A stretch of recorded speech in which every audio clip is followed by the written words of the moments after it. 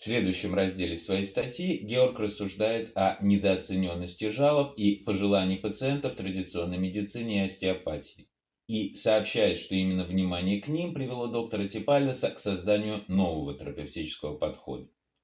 Приводя в пример результаты неназванного им исследования, продемонстрировавшего отсутствие значимой корреляции, диагностированной путем магнитно-резонансно-томографического исследования грыжи межпозвоночного диска и болевым синдромом, Георг заявляет о неинформативности данных инструментальных исследований для определения источника боли.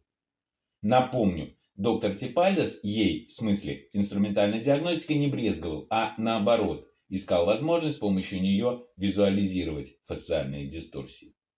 Ниже доктор Георг Харрер пишет, что остеопаты ищут причины дискомфорта и дисфункции в отдаленных регионах от места манифестации. Тут, видимо, с Георгом сыграло злую шутку многообразие остеопатического подхода, так как в неопубликованном эссе The Secret Life of Fascia, датированном декабрем 1991 года, доктор Типальдес четко обозначил, что его остеопатический арсенал включал манипулятивные техники и техники миофасциального релиза.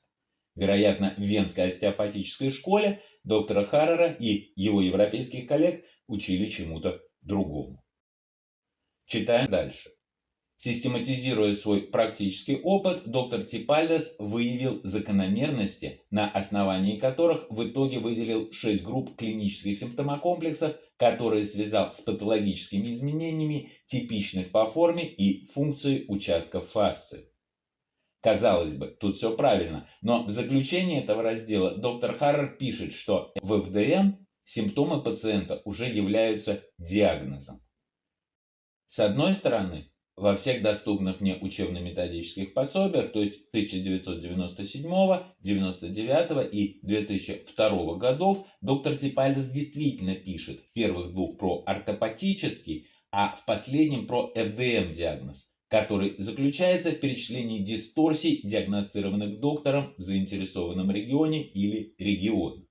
Но есть но. Абсолютно все источники сходятся в том, что доктор Типальдес ставил перед собой своими последователями задачу интеграции модели фасциальных дисторсий, концепции и метода в медицину. В его печатных работах мы можем проследить, как от издания к изданию он описывает типичные сочетания фасциальных дисторсий, характерных по типу и локализации для все большего количества конкретных, кодируемых медицинским диагнозом соматических заболеваний, а также порядок их устранения, то есть фактически протокол лечения. Таким образом, вероятно, правильнее будет сказать, что ФДМ-диагноз скорее дополняет медицинский, раскрывает его, но не заменяет. Я прекрасно понимаю, что техническим приемом можно гипотетически научить любого, хотя достичь необходимой силы и выносливости больших пальцев не так уж и просто. Думаете, я не про вас сейчас говорю? Легко проверить. Не можете так пока? Тренируйтесь. А пока тренируетесь, подумайте, насколько вы уверены в том, что не давите на лимфоузел, тромб, метастаз, абсцесс, участок остеопороза, все слова знакомы. Спросили ли вы пациента, принимает ли он кроворазжижающие препараты и о наличии у него склонности к артериальной гипертензии. О противопоказаниях к мануальной терапии по Типальдесу доктор Харрер пишет ниже, так что мы еще вернемся к этому вопросу.